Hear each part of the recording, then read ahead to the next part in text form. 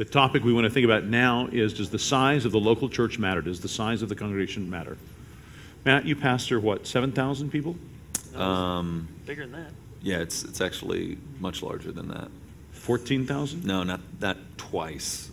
10. But yeah, about 10 or 11. Now, when you say that, I mean, we say that with slight smiles on our faces, but that's an awesome responsibility. Yeah, it can be crushing if you're not very willing to empower other people, to empower other people, to empower other people. So what does it mean when you're pastoring a local congregation? We're not talking about a denomination. Sure. 3 times the size of Pentecost. I mean... What does that mean? Yeah, I mean, how do you... Hebrews 13:17, that thought of sort of giving account to God.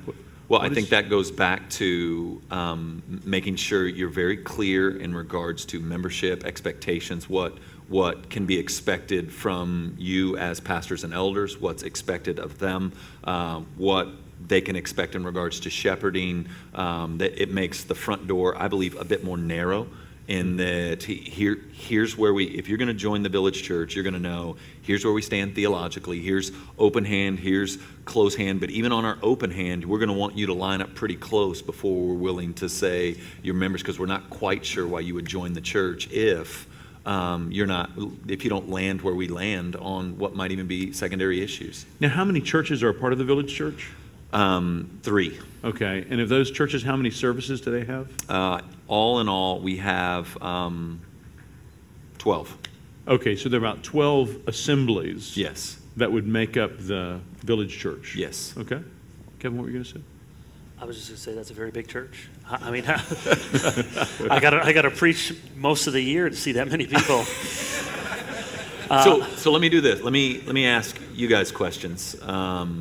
But before I get dogpiled on here for being faithful. Neither Kevin nor I dogpiled. Before I get beat up for being faithful.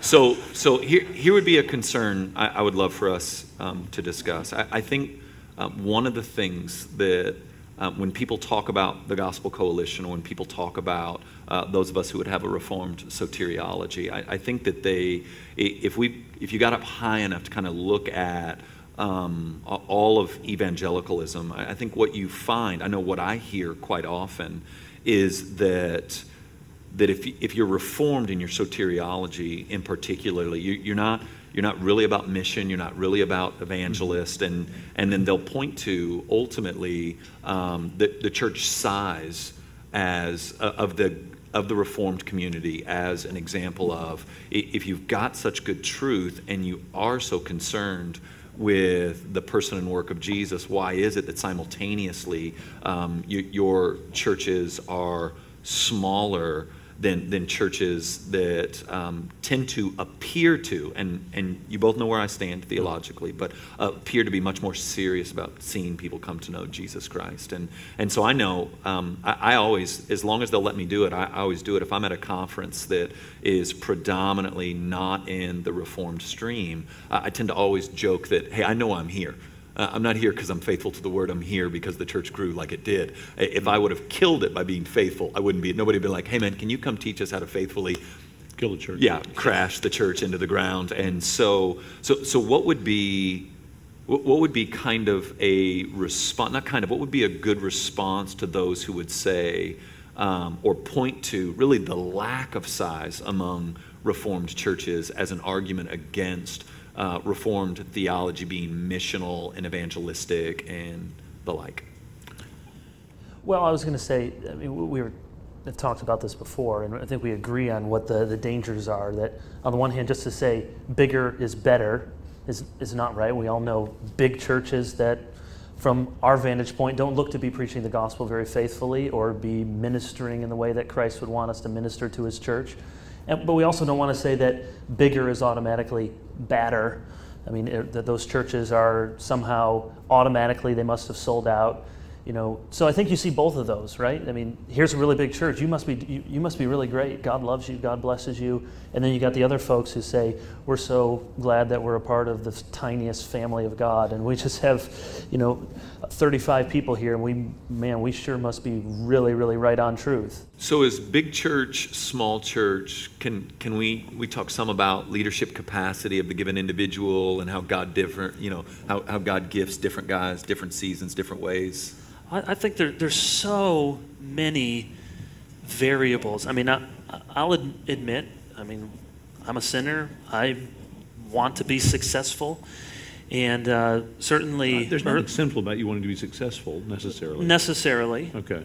But I'm cautioned by David, I was reading that this morning, counting the census, and, it's not a one-to-one correlation, but I don't want to be that guy with my church. Just, Lord, look how many people I have here. Mm-hmm. And yet, as you're saying, there is a right kind of ambition, a desire to see growth numerically. Numbers stand for people, so we're not afraid to say, here's numbers. It's when that becomes the all-encompassing, all-consuming focus. And as your question, why would Reformed churches? I just think it's hard to say whether the premise of the question is true. You have to answer, what is a Reformed church? What is big? Are we looking here? Are we looking what city, what country, what time period? One thing I think we could get agreement on pretty quickly is that I don't think any of us would say, would we, that there is a definitional size that's too big, though for a guy's capacity and other things, a church may be too big, may have gotten there a bad way. But just purely on the basis of size, we wouldn't want to say there's something that's wrong. 500 is too many. 5,000 is too many. On the other hand, I don't think we're going to associate virtue with smallness. I remember one time being with a friend who was referring derisively to Westminster Chapel under Lloyd Jones' ministry and saying, oh, that was more than 100 people. That was just a preaching point. It wasn't a church. It was just a preaching point. Well, I don't think either one of us are going to associate house church smallness with necessary virtue, or Pentecost size largeness with necessary virtue. Do you think in young men in particular that have a theological robustness, there seems to be a lack of, I'm trying to find the right term, gospel ambition, a belief that. It's been my experience. It's a very frustrating reality to see guys with a real robust understanding of the scriptures, but do view exponential growth or rapid growth to be some sort of picture of selling out, almost fear of. But I think you have to realize how exceptional it is. No, I don't think it's normative at all. Yeah, but I don't think guys should be afraid of it, and it feels like that for a lot of guys that, again, are theologically robust, there's this, oh man, if that happens, then I'm going to be viewed as a sellout, or I'm going to be, and I don't know what we can do to correct that, but I find it to be a bit heartbreaking. Well, maybe to you, because you've experienced exponential growth, but I mean, Kevin and I, at least so far, we haven't had to deal with that cross and bear that cross. I mean, we're just faithfully going along in ministry, and I think we've both seen grace in our congregations. So I think you're in a very unusual position, and you've been blessed of God in it. Yeah. And I think the root problem of that is a lot more common than just dealing with somebody who's in your very unusual situation. It's how we view things with the eyes of the flesh. Yeah. Right. It's looking at things not as God does, but just by what immediately appears to us. So, don't you think, because a lot of pastors may be watching this, and most pastors would have smaller congregations than all of ours. I mean, you're close to over 1,000, 500 or 600. You're a city, 10,000 It's a village. people. It's a village. Oh, I see what you did there. Village. Now, are you guys still doing multi-site down in the basement? Please. I'm asking. I just want to know. Did you make the space for? Okay. No. You can start rumors. Projecting it on a bed sheet. I just didn't know. I didn't know. Go, Kevin. But don't you think the pastor that's wrestling with this, and this comes, it feels like the big church pastor, the conference pastor, there's maybe two things we would want to say humbly, because we would want to say to ourselves. One would be, look, as you talk about the flesh, we all have to examine our hearts. I mean, you can be a very poor man and be greedy, and you can be a very rich man and be greedy. You can be proud in a million different ways. So that's the first thing. But second, I think why some men do begin to wear smallness as a badge of honor, because they're hanging on, some of these brothers, in ministry. And we may not even, any of us, be able to sympathize completely with that sense that I am doing the best I know how to do. I'm trying to take classes. I'm going to conferences. I'm trying to preach. I'm trying to love people.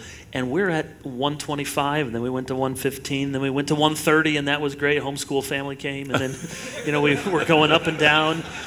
and you just want those brothers to feel loved and encouraged and know that there's so many factors of gifting and community and other churches in town and what part of the country and what part of the world that we just want to be careful and just tell people, keep your hand to the plow. Don Carson's book on his dad.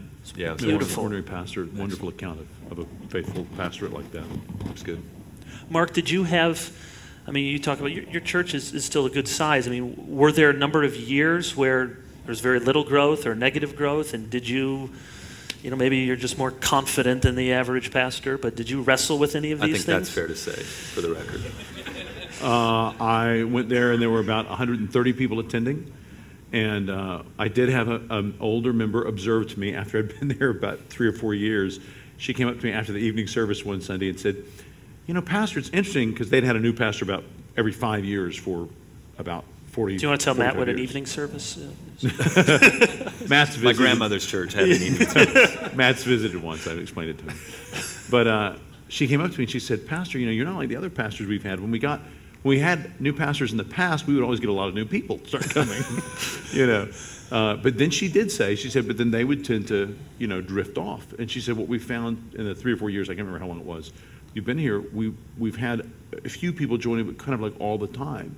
So just kind of slow, steady growth. So I'd say we've just had slow, steady growth for, you know, 18 years now. But well, and I can speak for exponential growth, that it's a nightmare. Yeah. I mean, that what you want, I think, for healthy growth is kind of steady, slow growth. We can't plan these things anyway. No, absolutely. What we want is faithfulness. And Matt, if God gives Village Church this extraordinary Book of Acts kind of growth, we want to trust His Spirit is going to provide the gifts for you and the other brothers who are pastoring that church to be able to lead that in an edifying way.